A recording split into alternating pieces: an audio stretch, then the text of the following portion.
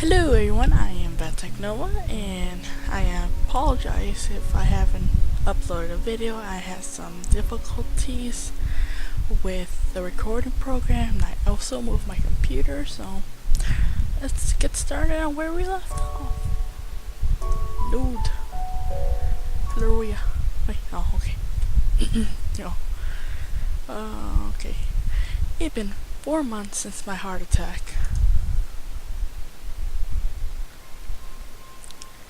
In that whole time, I can probably count the times I left this hospital room unsupervised on one hand. 4 months is a pretty long time when you're left alone with your thoughts. So I had plenty of time to come to terms with my condition. Situation.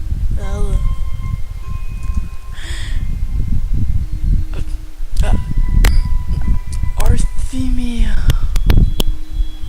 I don't know.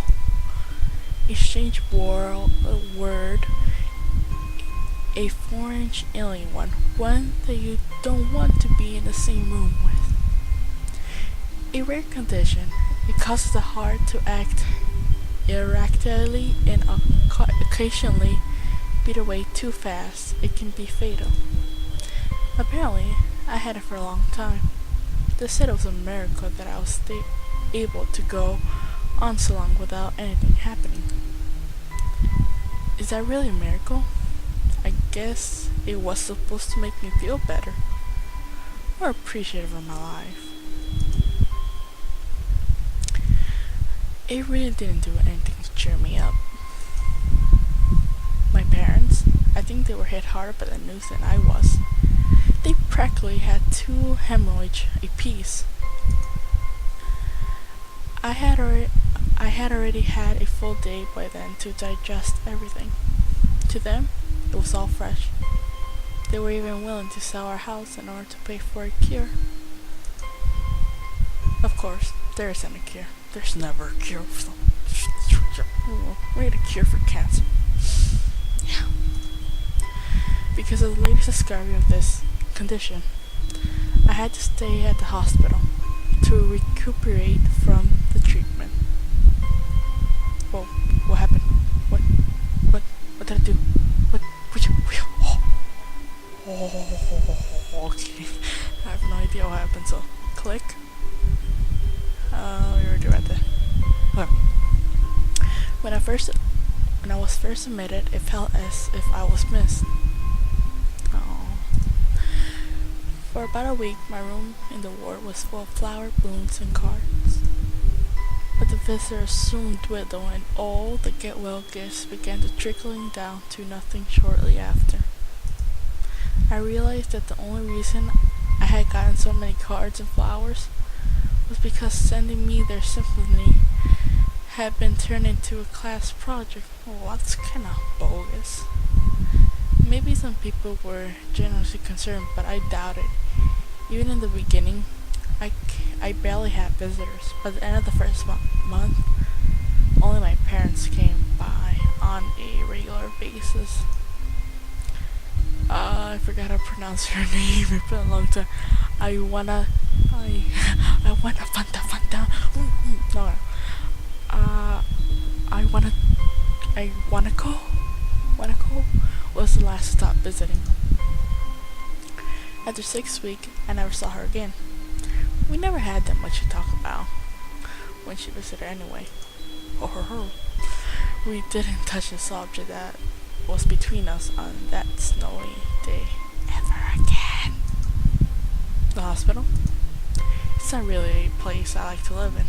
I hate hospitals, they creep me out. The doctors and nurses feel so impersonal and faceless.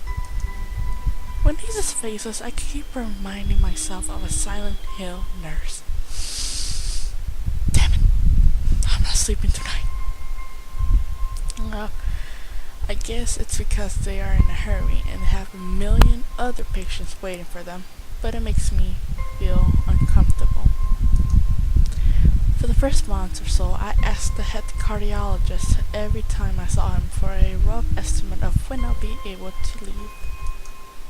He never answered anything in a straightforward way, but told me to wait and see if the treatment and surgeries worked. So I idly observed the scars that those surgeries had left on my chest, slowly changing its appearance over time, thinking of it as some kind of an omen. I still asked the head cardiologist about leaving, but my expectations are low enough now that I'm almost not disappointed anymore when I don't get a reply. The way he shovels around the answers shows that there is at least some hope. Hope is good. At some point, I stopped watching TV. I don't know why. I just did. Maybe it was the wrong kind of escapism for my situation. I started reading instead. There's a small library at the hospital, although it was more like a storeroom for books. I began working my way through it, one small stack at a time. After consuming them, I would go back for more. Yum yum yum. Books, they're tasty. I found that I liked the reading, and I think I even became a bit addicted. I started feeling naked with a book in my hand. I know that feeling. I remember when I was in 8th grade, I couldn't stop reading books at all. Like, my book, mine! But I love the stories. True, stories. That was what my life was like. This became increasingly harder to distinguish from each other, differing only by the books I was reading and the weather outside. It felt like time blurred into some kind of gooey mass I was trapped inside, instead of moving within.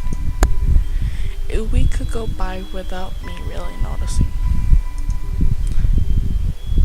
Sometimes I pause and realization, and I don't know what day of the week it was.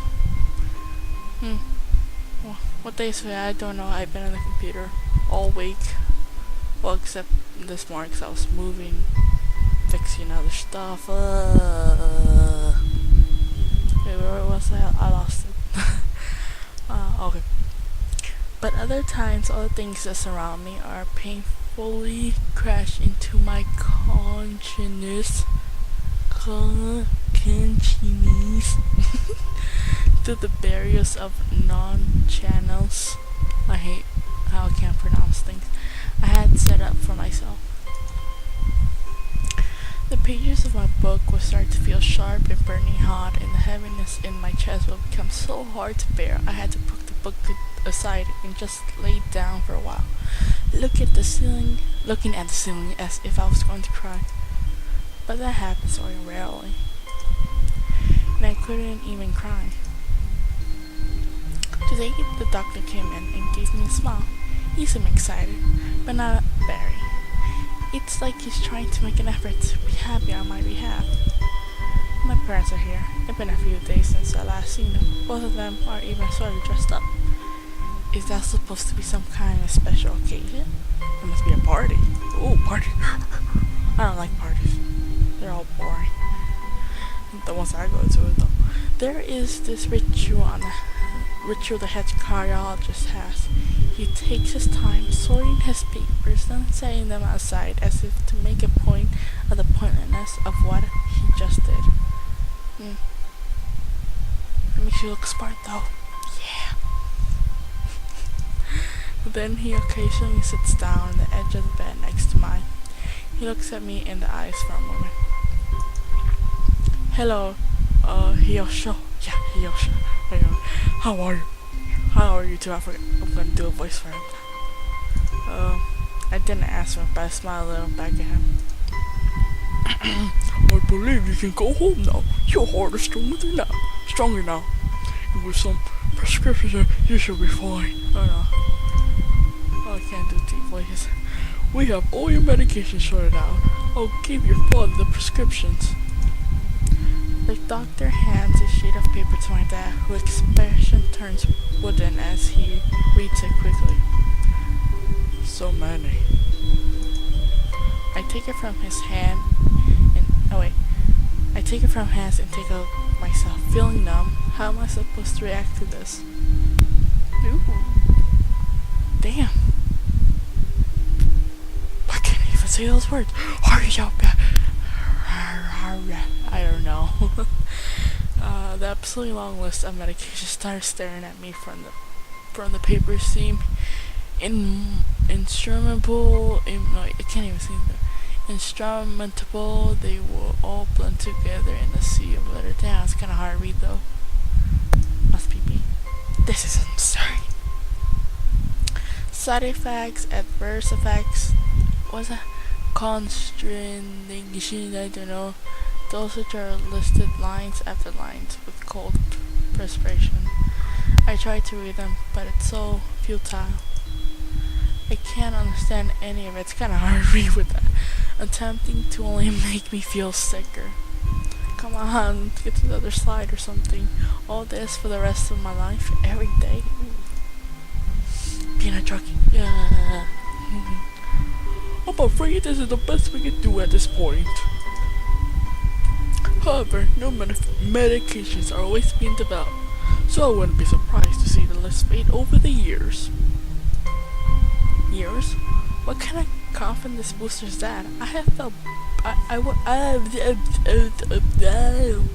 shouldn't read it fast. I have felt better if he hadn't said anything at all. Also, I've spoken with your oh shit, I forgot who it was. Also, I spoke with your parents and we believe that it will be best if you don't return to your old school. What? Please come down, Yosho. Listen to what the doctors always ask the father. Damn it. Come down? The way he said it tells me that he knew full well that I wouldn't like it. Am I going to be homeschooled? Whatever my concerns show, it's ignored. Well, I'll ensure that your education is paramount. However, I don't think that it is wise for you to return without supervision. At least not until we are sure your medication is suitable. So I spoke to your parents about a transfer. It's a school called Yamako Academy that specializes in dealing with disabled students. Disabled? What? Am I? Click. It has 24 nursing staff and only a few minutes from a highly regarded general hospital. The majority of students live on campus. Think of it as a boarding school of sorts. It's designed to give students a degree of independence while keeping help nearby. Independence? It's a school for disabled kids. Don't try to disguise that fact. If it was really that free, there wouldn't be a 24 nursing staff and you wouldn't make a hospital be nearby a selling point. Oh wait, that's that. Of course, there's only if you want to go. But your mother and I aren't really able to homeschool you. We went out there and had a look a couple weeks back. I think you'll like it. It looked like I really didn't have a choice. Compared to other heart problems, people with your condition usually tend to live long lives. You need a job one day, and this is a good opportunity to continue your education. Education, good for you. Good for you. This is an opportunity. Don't call it an opportunity. Don't call it a goddamn opportunity. Well, you should be excited at the chance to go back to school. I remember you wanting to return to school, and while it's not the same one, a special school, that's an insult. That is what I wanted to say. And step down. Must drink water now. Yummy. Oh, okay. It's not what you think. All the students here are pretty active in their own sort of way. It's geared towards when they can still get around and learn, but just need a little help in one way or another. Your father is right. Many of the graduates of the school have gone to do amazing things. A person doesn't have to be held back by the disability.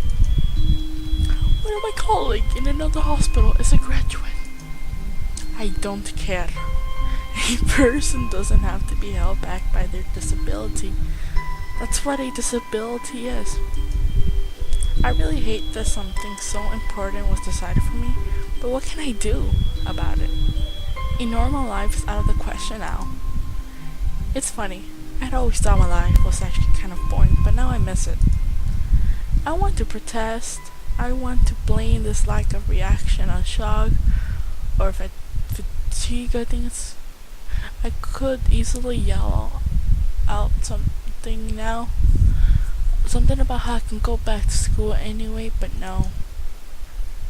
I didn't say anything. The fact is, I don't know. It's futile. I look around the room feeling very tired of all this. The hospital, doctors, my condition, everything. I don't see anything that will make me feel any different. There really isn't a choice. I know this. But the thoughts of going to a disabled school, what are those even like? As much as I can try to put a positive spin on this, it's very difficult. But let me try. A clean slate isn't a bad thing, damn it. It's all I can think of to get me through this. At least I can still have something. Even if it's a special school, it's something. It's a fresh start, and my life isn't over. It would be a mistake to just resign myself to thinking that. At the very least, I'll try to see what my new life will be like. Will it look like, damn it. Same thing.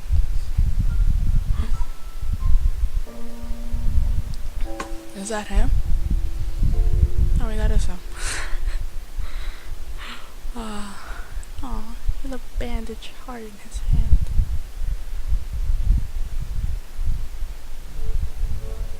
Is that a picture of it, or is it like a real, like someone actually drew this design? I don't know what the hell I'm saying.